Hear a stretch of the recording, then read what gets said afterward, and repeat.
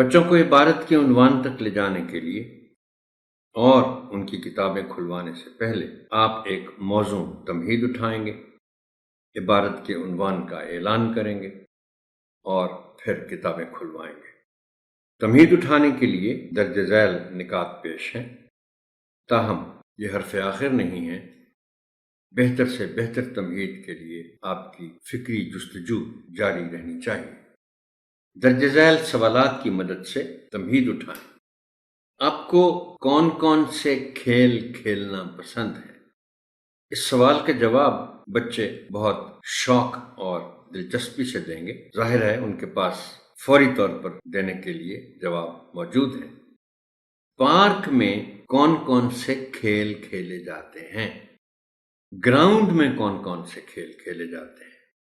اب کچھ کھیل ایسے بھی ہیں جو بچے پارک میں بھی کھیل لیتے ہیں اور گراؤنڈ میں بھی کھیل لیتے ہیں۔ مقصد ان سوالوں کا یہ ہے کہ ان کو پہلے گھر سے باہر کے جو کھیل ہیں کے متعلق بات کرتے ہوئے ہم نے گھر کے اندر کھیلے جانے والے کھیلوں کی بات کرنی ہے۔ اگلا سوال ہے کہ ہمارا قومی کھیل کون سا ہے؟ یہ ضروری نہیں ہے کہ سب بچے بتا سکیں، شاید بہت کم بچے بتا سکیں گے، اس لیے کہ جب سے ہمارے قومی کھیل پر زوال آیا ہے اب تو ہر جگہ کرکٹ ہے۔ اگلا سوال ہے کہ بچے گھر کے اندر کون کون سے کھیل کھیلتے ہیں؟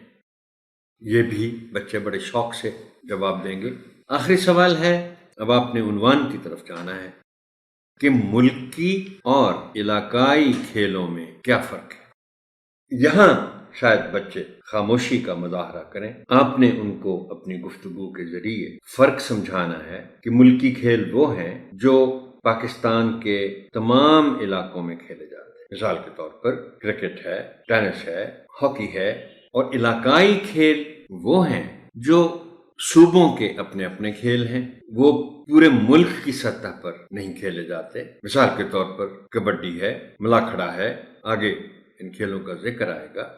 بہرحال درجہ بالا سوالات پر مبنی گفتگو کے نتیجے میں بچوں کو باب کے عنوان تک لے جائیں کہ بھی ہم علاقائی کھیلوں پر بات کریں گے اور آپ کے سبق کا عنوان ہے ہمارے علاقائی کھیل۔ اب اس میں بھی ظاہر ہے آپ سب کھیلوں کی بات نہیں ہو رہی، ہم دیکھتے ہیں کہ متن میں کس کھیل کی بات